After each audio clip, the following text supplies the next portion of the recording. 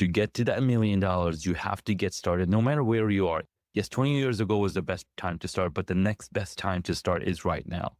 So if you're holding off on something, a miracle to happen, or somebody to tell you that you need to start now, well, this is a sign. You need to start now. Whatever it is that's in your mind, just get started. Welcome to the podcast about communication in business. I'm your host, George Torok. I'm also known as the speech coach for executives. I help business leaders deliver the intended message for greater success. And we do that through one-on-one coaching and group training for the team. My guest today is Junaid Ahmed. Here's 3 facts that I think you should know about Junaid. 1, he is a home studio architect. He is the creator of Home Studio Mastery, a program that helps podcasters, content creators, and entrepreneurs transform their spaces into professional-grade studios. And I've seen a lot of people who need that help. 2, he is the host of the Hacks and Hobbies podcast, where he has interviewed over 600 guests, sharing stories of passion, entrepreneurship, and transformation. And 3, Junaid has a diverse background, blending 2 decades of video production, experience with a passion for parenting, beekeeping, and teaching others about technology and creativity. Oh, and he's happily married to his wife, and they have 4 children. Junaid Ahmed, welcome to Your Intended Message. George, thank you so much for the warm introduction. I'm super excited to be here. Can't wait to get this conversation started. And as I noticed, we're both wearing very similar clothing. That's just serendipity. Somehow that we both woke up this morning and said, let's wear the red shirt. Okay, I'll wear the red shirt. Funny how those things happen. Yes, and I'm delighted to be talking with you here today, and I know there's several directions we could go in, but one of the subjects that intrigued me that you had mentioned to me was this concept of the $1 million mindset. Naturally, I want to know, how do I change my mindset to get that right mindset? Do I have it? Am I on the right track? Those are questions that I have. So tell us, where do we begin with the $1 million mindset? Well, George, thank you so much for that question, because a $1 million mindset is hard to grasp, but if you write it down in number format, well, it's just a 1 followed by 9 zeros. That's a lot of zeros for sure, because you know, it's almost the number of the digits that we have in the decimal system. But if we take it from a mathematic perspective and you break that number down, we start to see a lot of patterns. We start to see, okay, if somebody wants to make $1 million in 1 year, well, how is that going to be achieved? Well, you break it down into the 365 days. This is how much money, or this is how many products you need to be selling on a daily basis. And now take a look at how many products you do have and how many offers you do have that match that number. Well, you need to be selling it 1 every day. Well, what becomes much easier is if you have a higher priced product or a high ticket offer, it's much easier and closer to get to that $1 million number. Now, the other thing that we want to think about, okay, now that we've broken all the numbers down, what does the mindset have to do with it? Now, the beautiful thing is, somebody who gets to $1 million, they have certain traits, right? What are the things that these people do? What do they do on a daily basis? What are the thoughts are they thinking about on a daily basis? Are they in an abundance mindset, or they are in a scarcity mindset, right? What are they thinking? Are they freely giving away their information? Are they opening up their hearts and inviting people into their homes? Or they're saying, you know what, I'm just going to stay in my lane and do my thing. Like, what are those mindset? What are the things are these people doing that enable them to attract that kind of people that are willing to invest and willing to buy the products and services they're offering. So I think from the simplest perspective, that's what the $1 million mindset comes down to. Now, there's so many more details that you can go to, and this was actually inspired by Myron Golden. He gave a talk on the topic of making $1 million. Now, as we talked about breaking down $1 million into 365 days, what he mentions is that it's easier to make $1 million in 1 month than it is to in 1 year. I'm like, wait, how? Right? So there's so many different levels of things that you're gonna now start thinking about. Then he goes, let me break it down even more. It's actually easier to make $1 million in 1 week than it is in 1 month. Now, what's happening here is we're shortening the time, but the goal is staying the same. And the easiness of doing it is also staying the same.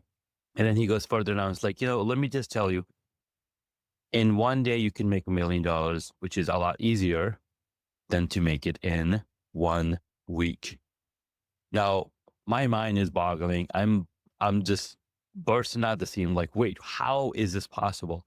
And then he gave us examples of when a movie goes out in a theater, they make multiple $1 million in that 1 hour. How are they able to do that? Well, they have a track record of marketing behind.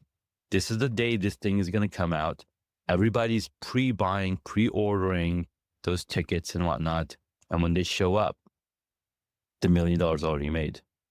So if you look at from that perspective, all the marketing, all the energy that goes into creating that result, it becomes a lot easier because instead of thinking it from a perspective of hours to dollars, because when we started with the problem of $1,000, $1 million a year, we're thinking about, okay, I'm going to exchange this many hours for this many money to get to that number. But if you reverse it, what if I spent 100 hours on writing my book?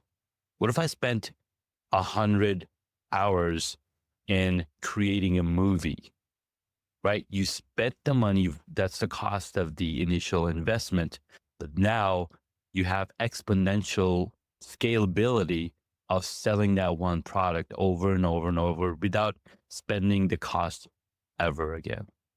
So what I'm hearing here is, although you see the return in that month, week, day, there's the work before that you put in to make that special day happen. Yes. And that work could be 100 hours. It could be 365 days, maybe. And George, what's really funny is that people say, oh my God, this is an overnight success, right? But the fact of the matter is, no, they've spent 5 years, 6 years, 10 years into putting in the work, making sure everything is lined up so that when it does launch, it feels like an overnight success, but the work has gone in. It's almost like when you were looking at a child, like, oh my God, your child has grown so much. Like, yes, well, time tends to do that, and that's why when they're 10 years old, they could do so much more than what they could do when they were 5 years old or when they were 2 years old. Mm.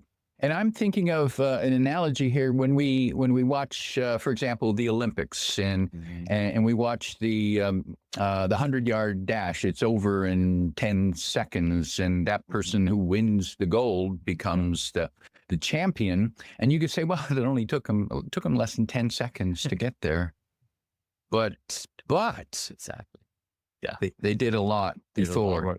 They showed up. And that's true, and I see another analogy when I see people deliver a presentation on stage and they have an hour or maybe they have half a day, whatever the program is, they deliver. And people say, wow, look, you only worked an hour or you only worked half a day and look at the results you got. Well, they did a lot of work to get there, to make, 1, to get good, and 2, to make that day happen. So there is actually the background work is where we need to put the emphasis. And Absolutely. what is your suggested approach to that background? Because okay, so we see the big day, the big moment where the event happens, the money rolls in. So what do we do to engineer what happens before that? Excellent question, George. What's beautiful is when you're introducing me and you said, hey, oh my God, you've done 600 episodes, right? And those 600 episodes took me the past 6 years to do, right? So I had to had, and my brother-in-law told me like, so wait, you're telling me that you've had 600 hours of conversation with 600 different people? Like, you're absolutely right. I never thought about it like that. I just did one, and hey, I'm just doing one interview. I'm just doing one interview, laying one brick at a time, like Will Smith says in his book, Will, building that the wall. So you gotta get started. To get to that $1 million, you have to get started, no matter where you are. Even if it was 20 years ago, yes, 20 years ago was the best time to start, but the next best time to start is right now. So if you're holding off on something, a miracle to happen, or somebody to tell you that you need to start now, well, this is a sign you need to start now. Whatever it is that's in your mind, just get started, because 30 days from now, you'll be 30 steps further along than you were if you were just thinking about it. And another analogy that comes to mind is running a marathon. And I've had the joy of completing several marathons. Amazing. And the curious thing is, when I started running in high school, and we were training, I remember the first race we ran was we were going to run was a 6 mile race, and we had trained. We'd run that in training, but the day of the race, I dropped out. I didn't finish the race. I for whatever reason, I just didn't finish, and it took me a while, and I just started running again, and it took me actually probably 20 years later when I finally ran my first marathon, because I was running all those years, but not running marathon distance. And I kept saying, one day I'm going to run a marathon. One day I'm going to run a marathon. One day. Well, George, what day is it? Is it today? Is it tomorrow? When is it? And finally I did. And it's funny what triggered that to happen. I was part of a networking group, and one of the colleagues there was participating in a triathlon. And he was, it was a fundraiser. So he was collecting money from us, and I donated the first year. And the second year he came around, asked for a donation again, and I donated. And I looked at him, and he wasn't in the greatest shape. Sure. And this was my mind. And I'm looking at him and said, how the heck can he do that? If he can do it, so can I. Mm-hmm. And based on that silly reason, I signed up to compete in this triathlon, and it was a mini triathlon. They call it a try. Mm-hmm. And I did it, and my time was horrible, but I completed it. And right after I finished, I started looking around. What else can I compete in? Oh, and then I discovered half marathons, which didn't sound as threatening as a full marathon. Sure. Yeah. So I went and I registered for the half. I trained, you bet I trained. And then I completed that. And then after that, I said, well, maybe I could do a full marathon. Well, a lot more training. And I did that too. Yeah. But it was the steps along the way, and it wasn't a direct line. No. It was you move forward, and sometimes you make silly decisions about, sometimes it's just this little voice in your head that says, you can do that. You can do that. You can do that. And there you go. And I'm hearing that's what you're suggesting too. That's what I'm suggesting. Just get started. People would come to Seth Godin all the time. Oh, I'm going to write the New York's bestseller book. And he's like, all right, beautiful. I love that enthusiasm. Where's your bad writing? Like, what do you mean bad writing? Like, I only do good writing. Like, we thought everybody has good writing. You got to get the bad out. And the only way to get the bad out is to practice writing. Practice speaking. If you want to be a speaker, practice speaking. Speak in front of the mirror. Just speak into the microphone. Speak to a camera, to yourself. And then look at that reel back.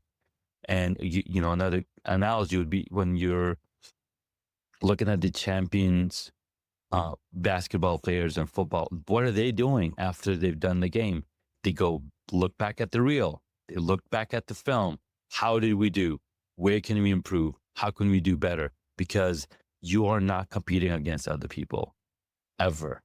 You're only competing against yourself. So if you're not taking that step to start getting started, guess what? You're already failing. So get started now, no matter what it is. Just got to get started, because to get to that $1 million or 1,000,000 miles or 1,000,000 anything, you need to step that one step to get to that first dollar, to the first step, and get to the million. What's the conversation that we need to have with ourselves? Beautiful. The conversation we need to have is, number one, we need to decide, hey, I'm going to do this. And the immediate next conversation is, who's done it? All right, who's done it, so they can tell me what I'm missing and what I need to do first. Right? Decide I want to do it, and then go find the people who are doing it. Right? When you're a teenager and you want to learn how to drive a car, you're already looking at your parents. Okay, you're driving a car. How do you drive a car? When you're learning how to ride a bike, same thing. Who's riding a bike before? When people want to go speak on the TED stage, they find other TED speakers, right? So find people who are already doing the thing. When I wanted to become a beekeeper, for 6 months, I was watching videos on YouTube every single day, watching a YouTube video, beekeeping happening. This is all the things. And then the last video that I watched, and I love to tell this, is that's the last video I watched. I haven't gone back to see any other videos, because in that last video, he said, if you really want to become a beekeeper, you need to go join a beekeepers association. There's local groups every single city in the world. You'd find one that's in your city and go join them. And guess what they're going to help you do? They're going to help you become a beekeeper. And I became a beekeeper. So learn from others. Learn from others who've already gone that path, because most of us aren't creating brand new things, brand new concepts. We just simply need to learn what's already out there and apply it to ourselves. On your journey, whether it was beekeeping or building your business, did you run into at any point an obstacle that made you think, I don't think I can do this. I wasn't meant to do this. No, not for me. No, they don't have, not me. George, I get that little voice telling me that I can't do it every single day, because it's human nature to doubt ourselves. That's why we need to bring a group of cheerleaders around us, bring people around us that are always encouraging you. Be part of communities that are always encouraging you. They're always saying, hey, you can do it. You got this. Let's go. That's why there's group, when you're cycling in a group, you have a group of people that are cycling, and then, they're pushing you along, they're pulling you along. Those communities is what empowers us. And that's human nature, right? We, even on the professional sports team, when you're watching those games, there's 12 or 24 cheerleaders cheering on their own teammates. These are professional athletes. So why can't we as entrepreneurs, we as podcasters, have cheerleaders around us to cheer us on? And those kids, these could be your friends. These could be people in your community. These could be your siblings who are also in the same boat, right?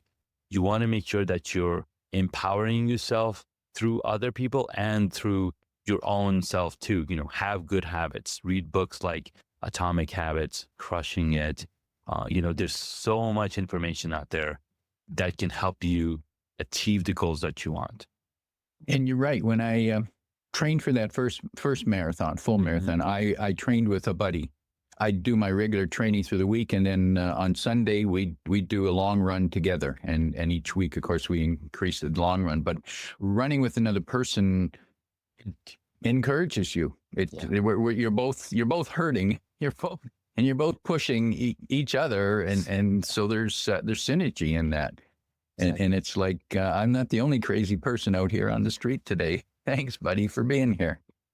George, you're so right. And it's so important to have that ongoing communication with the people that are on the same journey. For example, during the pandemic, I was talking to my cousin and he's like, hey, I'm going to be doing all this gardening stuff in my backyard. I'm going to have all of these things. I'm like, oh, I want to do that too. And guess what? 4 weeks later, or maybe 5 weeks later, he's like, dude, check it out. I've got some peppers, I got tomatoes. And I was like, wait, what did you do? He's like, I got started because I still hadn't started. I'm like, Mhm. okay, I gotta go need to buy the lumber, the compost, the seeds, and set my beds up. So once I was set up, then I saw the same results. I saw the same fruits and vegetables growing in my yard because I did the work. I took the step.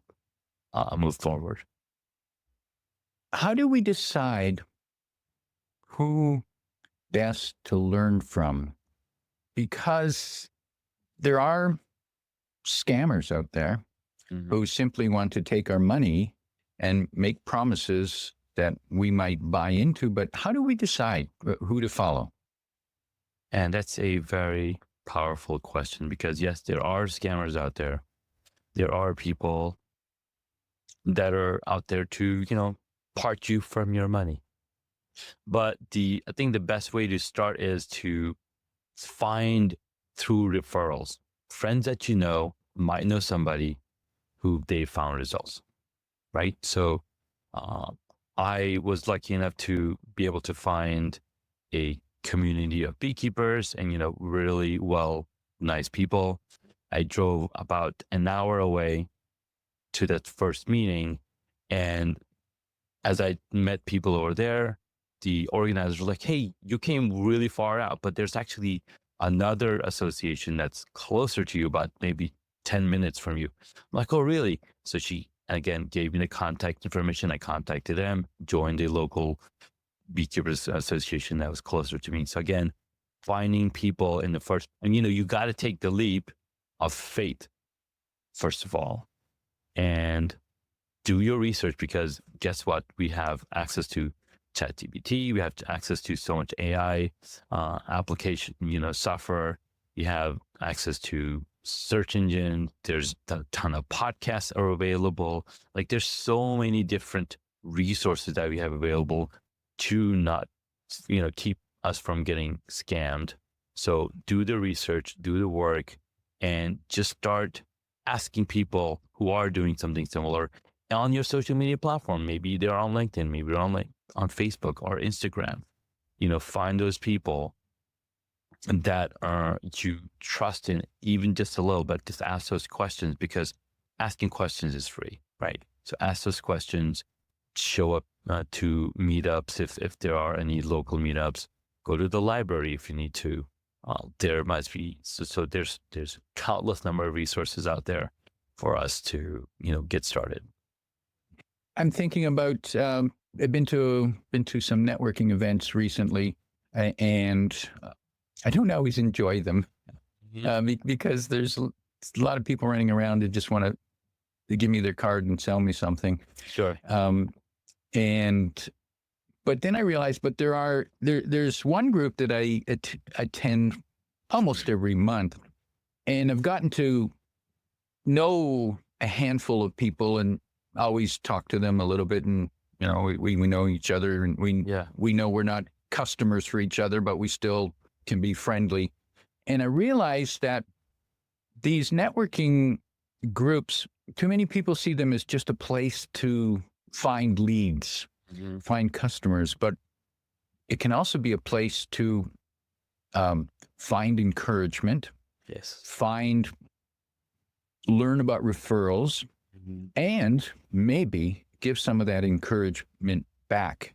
If all we did when we went to a networking meeting, I didn't get any leads today, but I talked to two people and they told me about what they're doing, and I gave them this connection to follow up with, and I encouraged them to move forward. Yeah. That was a positive meeting.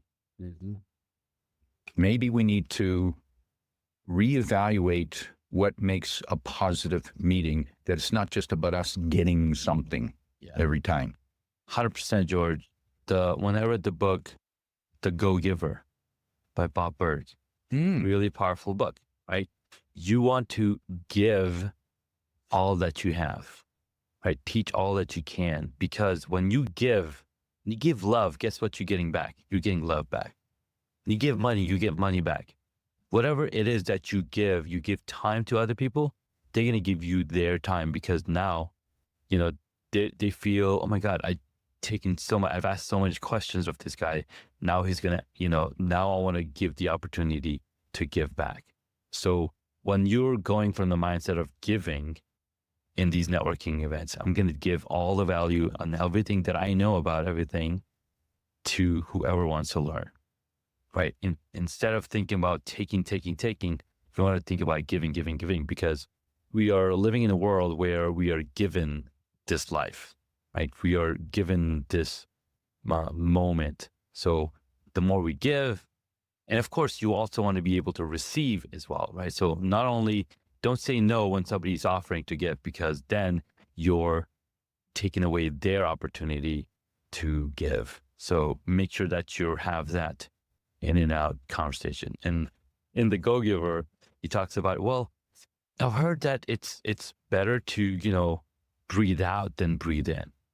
And, and if you think about it, like, I don't know. I think breathing in and breathing out is about, you need to You have have to do about, both. you have to do both of them. So the same thing goes with when you're giving somebody, you also want to be able to say, yes, I will receive a compliment. I will receive help from others. So have those kind of mindsets. I've heard every once in a while when you meet, and it's the individual, it's their character. Every once in a while you meet a person, and partway through the conversation, they say, how can I help you? And we don't need to feel guilty when someone asks that question. We don't need to say, oh, shucks, no, I don't need anything from you. No, don't bother yourself. Instead, we need to think, well, here's what I'm trying to do. Can you offer me some help with this? Or can you make a connection? Or can you... So we need to be able to answer that question when it comes up. Not everyone's going to ask that question. No. But there are certain individuals who are, as you pointed out, more of a giving person. Yeah. And they tend to, and I've noticed that they tend to be quite successful. Mm-hmm.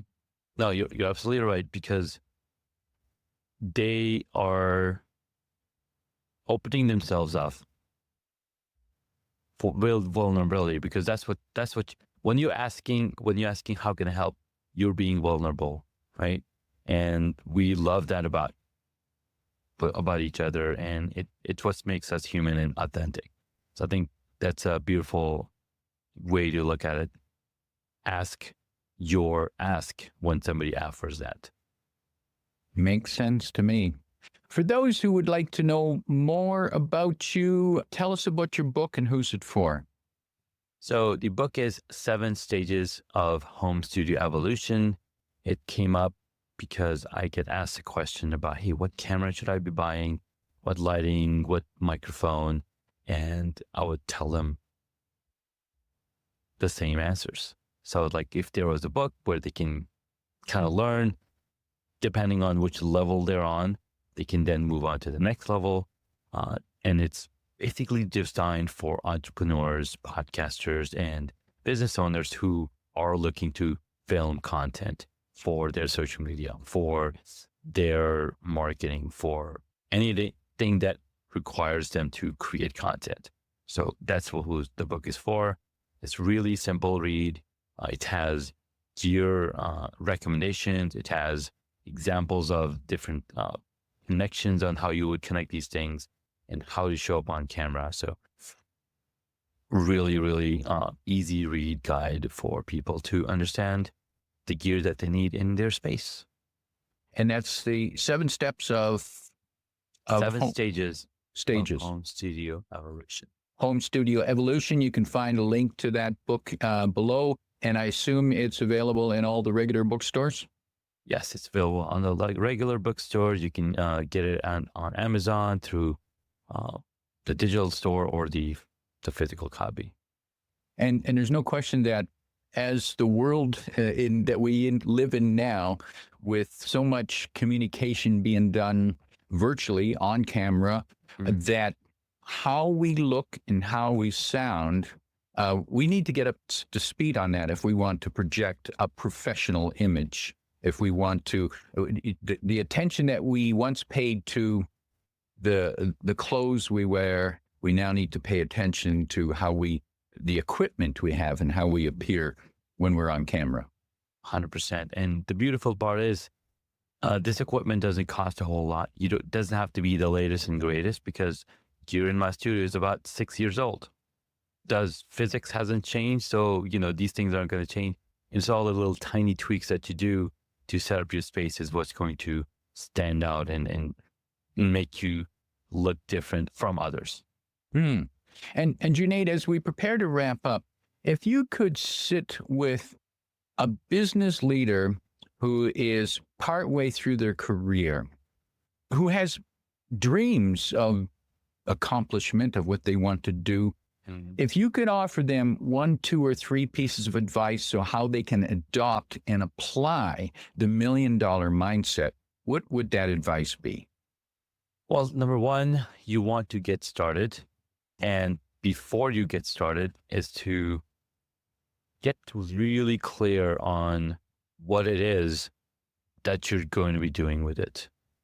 Because that clarity is going to help you, that defining that why is going to help you overcome all the different obstacles that you might have, right? Define that why, get really clear, and get started. Probably the most important step is that first step, no question. My guest today is Junaid Ahmed, reminding you that you need to learn from others who have gone before you and are willing to pass on what they've learned to make your journey easier and more successful. If you like what you heard, tell your friends and post your 5-star review on Apple Podcasts, because that helps more listeners find us. Come back every week for more practical insights to help you deliver your intended message. I'm your host, George Torok.